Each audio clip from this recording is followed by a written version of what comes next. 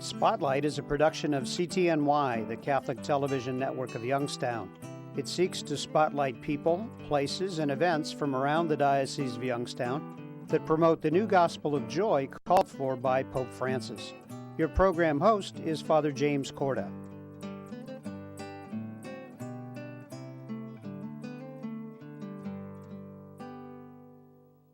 Hello and welcome to Spotlight. I'm Father Jim Korda. We are going to celebrate the 75th anniversary of the Diocese of Youngstown during this series.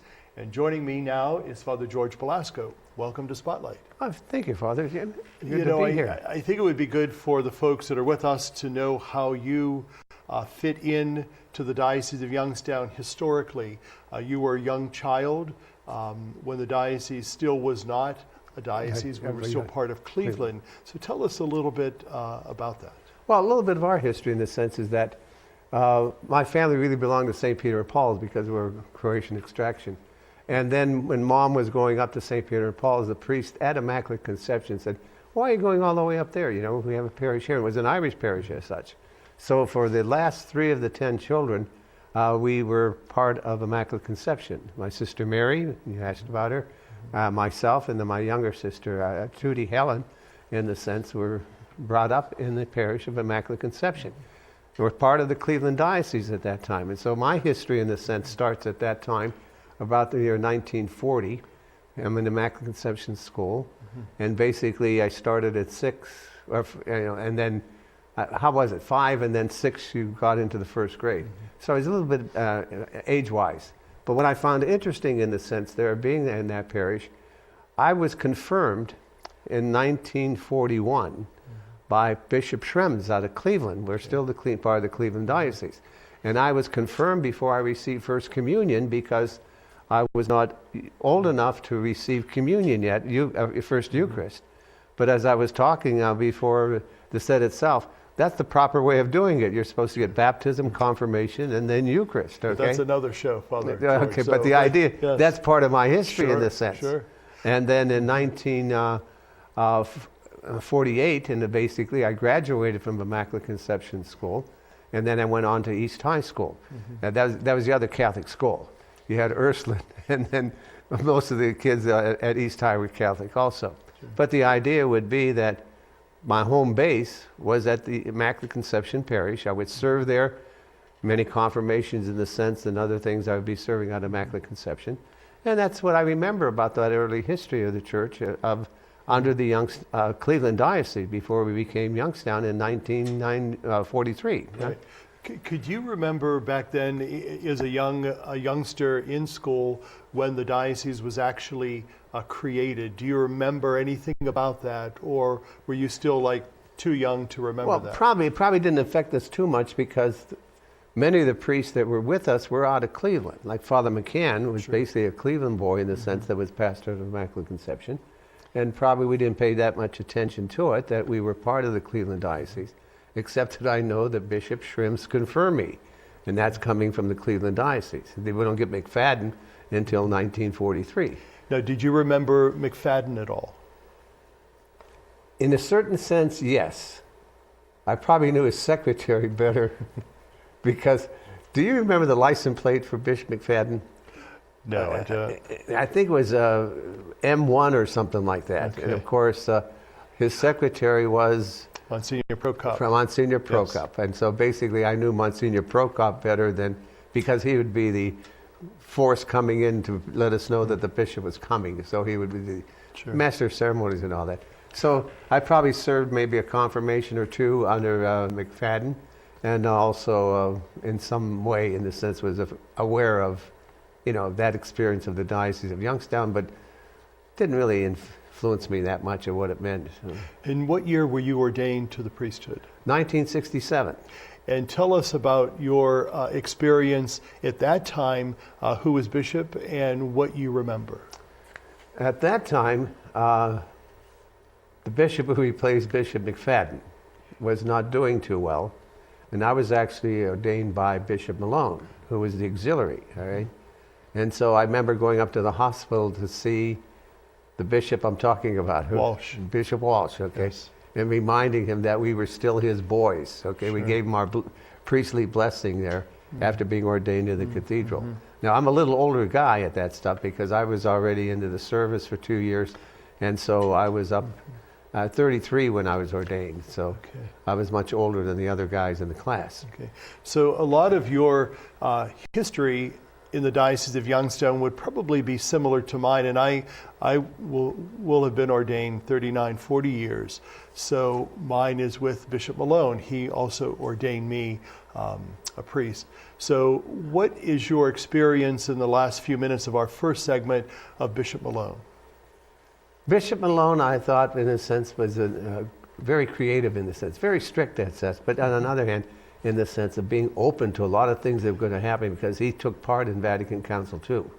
And so basically, I think, you know, I only knew Bishop Malone basically on a one-to-one better than the other bishops and even some of the other priests in the sense that we would just be under. Father McCann was the pastor forever at Immaculate Conception before he passed.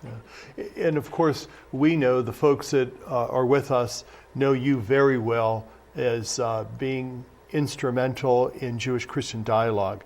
And in our next segment, we're going to talk a little bit more about that. But let's begin by the end of this segment to talk about Vatican II and its impact in our church. Well, I think it has a strong impact because basically we came out of the seminary strongly ingrained with the teachings of Vatican Council II. And Malone was there. Remember, he took part in the Vatican Council II council, participating there. And if you might remember at that time, because they didn't know if they would be coming home for ordinations in May, they had ordination at that time probably around December or January before they went back to the council. And so a lot of our priests at that time were actually ordained at that time because the bishops may not be back in the diocese for ordinations in May. Yeah.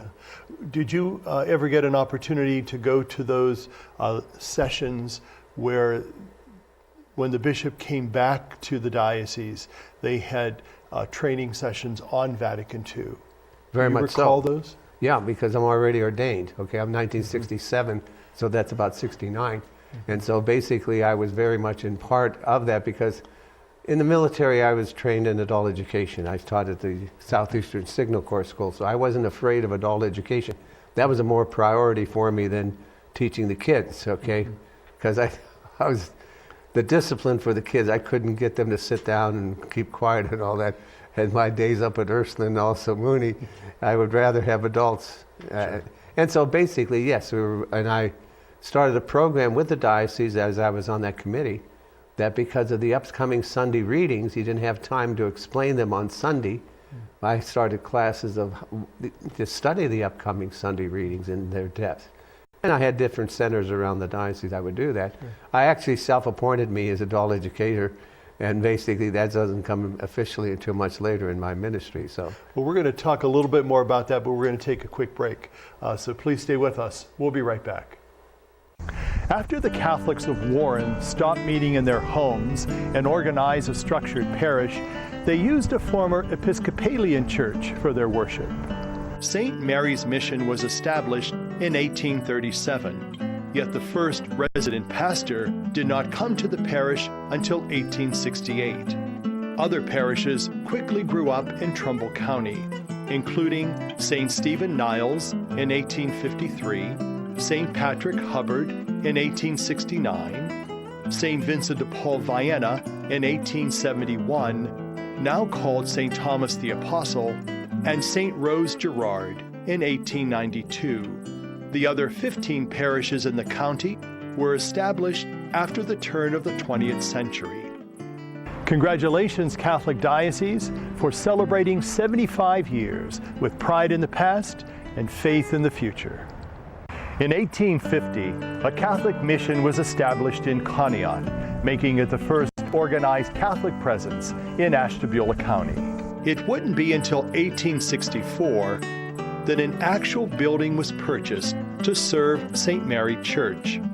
8 years before the construction of St. Mary's Parish Church, St. Joseph Church in the city of Ashtabula was established.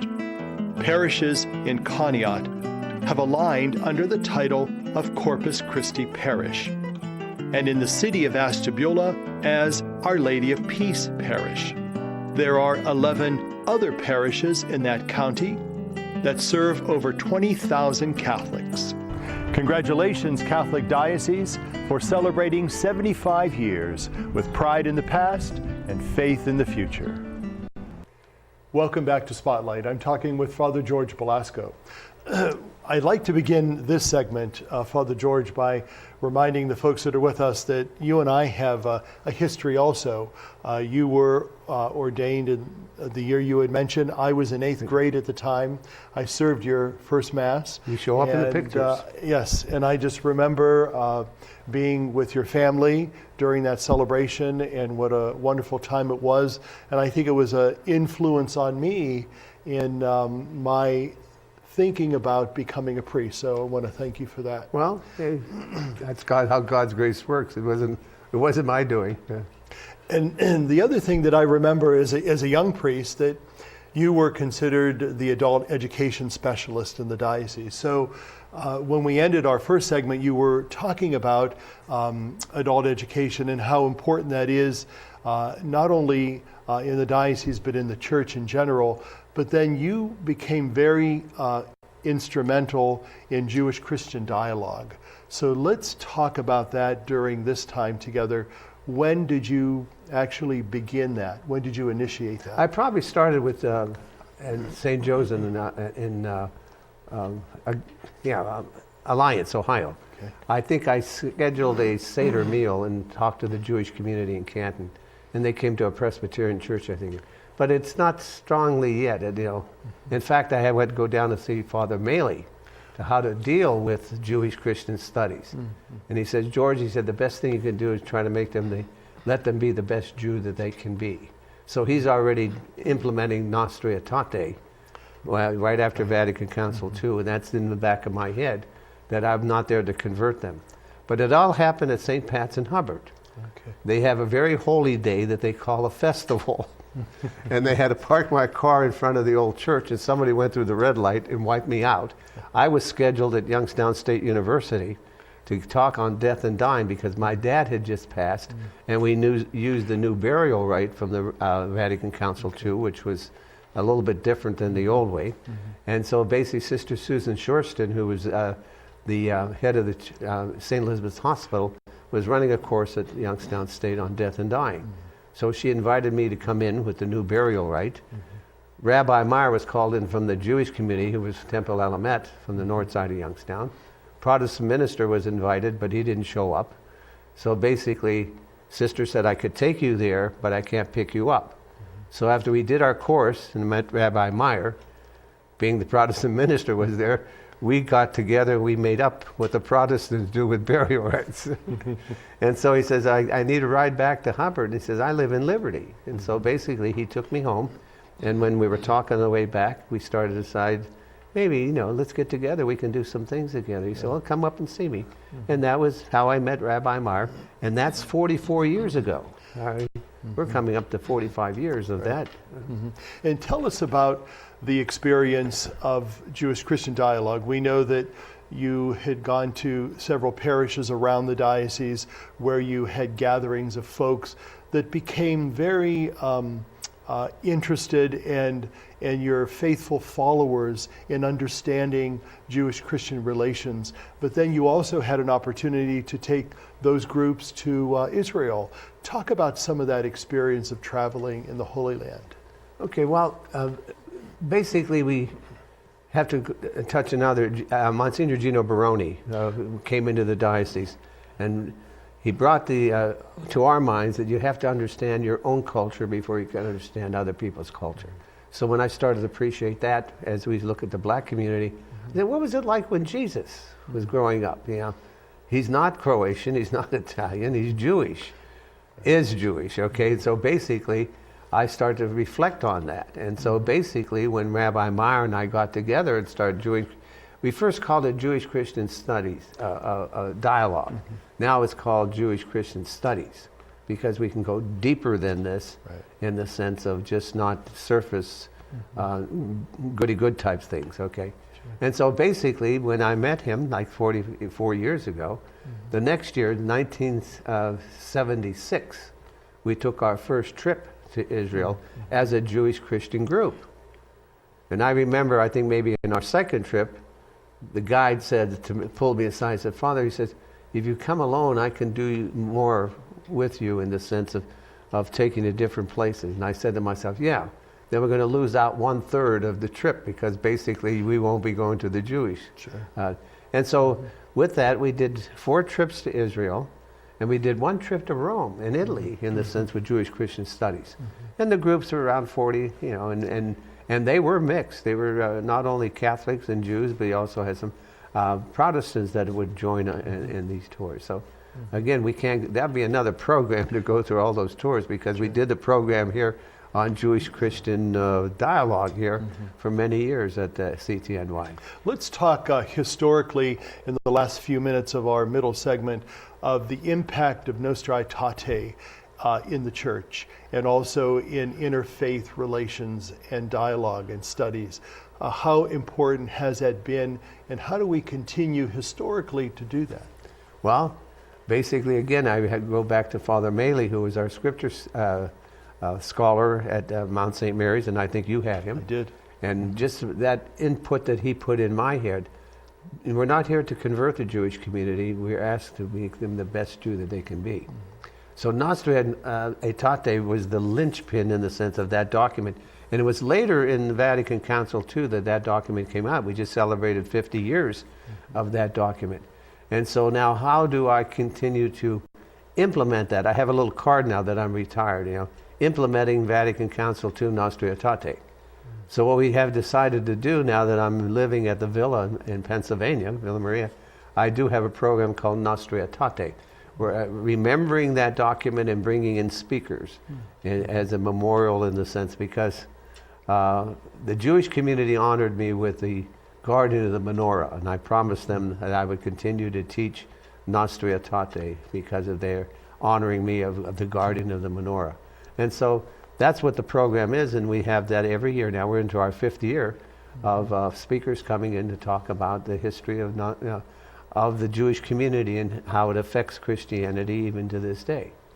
In fact, Lord Schiffman is coming in this year, and he's going to be speaking about 70 years of the country of Israel when it was reestablished, and also 71 years of finding the Dead Sea Scrolls. And so basically, that's my gift to the Jewish community and for us to understand ourselves. Well, we'll talk a little bit more about that, and with you in a moment. We're going to take a quick break. Stay with us. We'll be right back. In 1847, the parish of St. Columba was established. It would eventually become the Cathedral Church when the diocese was formed in 1943. It was the first parish in the city of Youngstown and in all Mahoning County. The first church built in 1851 was to be on land in Briar Hill that was donated by David Todd, who became the first and so far only governor from Mahoning County. A second church was built in 1864, and in 1897, the third church was erected on the site of the present cathedral. A tragic fire destroyed the cathedral in 1954, but by 1958, a new cathedral was dedicated, which serves Catholics today. Congratulations, Catholic Diocese, for celebrating 75 years with pride in the past and faith in the future.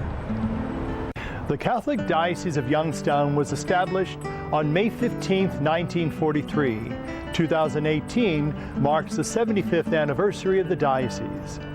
There are 6 counties which make up the Diocese of Youngstown: Ashtabula, Columbiana, Mahoning, Portage, Stark, and Trumbull. There are 5 other dioceses in the state of Ohio, Cincinnati being the oldest, Cleveland, Youngstown's mother diocese, Columbus, Steubenville, and Toledo. Youngstown is the smallest in terms of area, and the second smallest in terms of population, yet it has the 3rd highest percentage of people identifying themselves as Catholics. Congratulations, Catholic Diocese, for celebrating 75 years with pride in the past and faith in the future. By the time we can walk, each of us yearns for the joy that comes from being able to do for ourselves. Church World Service believes that being self-reliant is a joy everyone should share. So around the block or around the world, share the joy. Church World Service. Welcome back to our show. I'm talking with Father George Balasko. I think in our final segment, Father George, what I'd like us to do, since we are celebrating the 75th anniversary of the Diocese of Youngstown, is to recall some of those priests and sisters and even lay people who have influenced you over the many years of your priesthood and also your relations in the diocese. Anyone particular comes to mind? When I was thinking of that question back, there's no happy memories. They were kind of disciplinary. Father McCann was tough, okay? Mm-hmm. And basically, Father Baldu, in the sense, when you went to confession to him, he would ask, are you ever going to sin again? And he wouldn't give you absolution, and he made that promise, okay? Another one that I asked, I'll mention by name, I asked him, in the Sacrament of Reconciliation, that in confession, is it a sin to kiss a girl? Okay. He says, the only girl you can kiss is your mother. And the trouble is, I wasn't interested in my mother. But again, the advice that they could have given us, in the sense, because I learned an awful lot in my first years of being a priest, of asking people, confessing. One kid said, I disobeyed my mother and father 1 million times. I said, really? He said, yes, Father, I want to cover them all. So basically with us, in the sense, we were picking and choosing, and we were frightened by that sacrament of reconciliation, confession, in the sense, because the priest could really come hard on us. But again, I'm trying to think who would maybe influence me in that way, and really no one comes up, in a sense. Well, I do, except outsiders like Gino Baroni and Maley and maybe the seminary profs, in the sense. Mm-hmm. And what about, let's go back to your experience as an adult educational specialist. You came into contact with lots of lay people over the many years. What was your experience in teaching and relating to the lay people of our diocese? What kind of sense did you get from them about their life and their faith? It's going to be positive and it's going to be negative, okay? Because I was comfortable in adult education, I would be sent out by the education department to have these classes for teachers and those who volunteered to have our religious classes, okay? And there's two different type of people. The teachers were kind of interesting. They would register for the course, then they would send their friend in the next week to sign in for them. And I just found that kind of disturbing, in the sense, because they needed the credits to keep on, have the ability to teach in our Catholic schools. But those who volunteered gave of their time and their effort, and they weren't paid, and they would show up at those classes. But I found that kind of disingenuous, in the sense of, they were supposed to get the continuing ed so that they could teach it to the children and all that. For themselves first, I think, and then basically inculcate that and then to share it with those that they were teaching. So basically, and I had centers all over the place. That was my position as adult educator, that position they gave me from the diocese. I was supposed to set up these different places. And so I would have a center in Canton. I still have one in St. Charles. I still have one in St. Pat's and Albert, of doing the upcoming Sunday readings in depth, because you couldn't do that at the Mass itself, that you would be ready for celebrating the weekend by knowing in depth those readings. And being that I was very much interested in Scripture, and still am, I was, and had good teachers behind me, Jean Laverdiere, Maley, Stu Miller, all these guys are on my credentials in the back. I stand on their shoulders. I'm not a, how would you say, they call me a scripture scholar. No, I've got other teachers who brought me into this. Let's go then, in our last few minutes of our time together, your last assignment. Your last assignment was St. Anne's Church in East Liverpool, which is no longer in existence. So tell us about that. And this is a different day and age that we live in, as opposed to 75 years ago when we had an abundance of churches and parishes. So what is your take on where we are now in the church? When we were down at East Liverpool, I got that assignment coming out of Kent State. I was doing adult education out of Kent State, and they needed a priest in the sense, let's say a celebrator up there for the students. And the opening happened down at St. Anne's. And Bishop Malone made me administrator to go down to that parish. And I wasn't expecting to be there for the time. I spent 23 years, so almost half of my 50 years in the priesthood was down at East Liverpool. And I had Wellsville for 5 years, and basically. But then when Malone retired, Bishop Tobin came in, and then all of that sudden of being in a place for 5 years, maybe once renewable, went by the wayside. And then when Murray replaced Tobin, they forgot about that whole thing, and so I ended up retiring out of East Liverpool.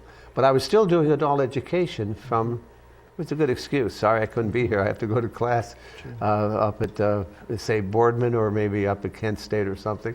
And so basically, it was a very humbling experience to deal with the people. It was a small parish, but very active, taking care of the poor, feeding the hungry and all that. They were very much into the gospel itself. And way before Pope Francis said you got to smell like the sheep, hey, we were smelling like the sheep. You were with the people, huh? Sure. And so that's because of Gino Baroni, in a sense. We have to understand one another.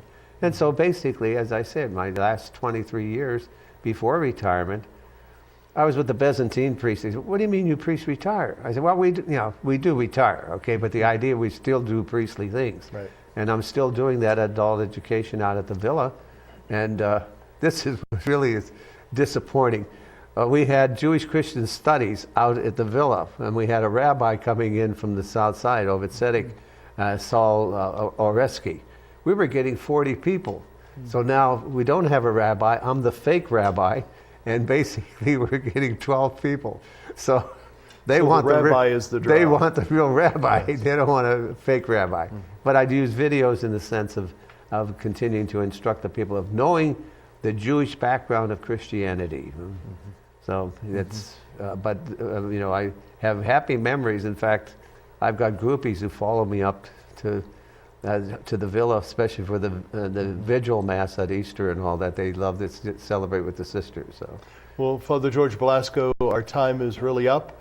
We certainly thank you for being with us today for the special edition celebrating the anniversary of the diocese, and also for your many years of priesthood, but also significantly working in adult education and also and especially with Jewish Christian studies. So thank you for doing that. And I thank the people for letting me be priest. And thank you for being with us. Have a good day, and God be with you.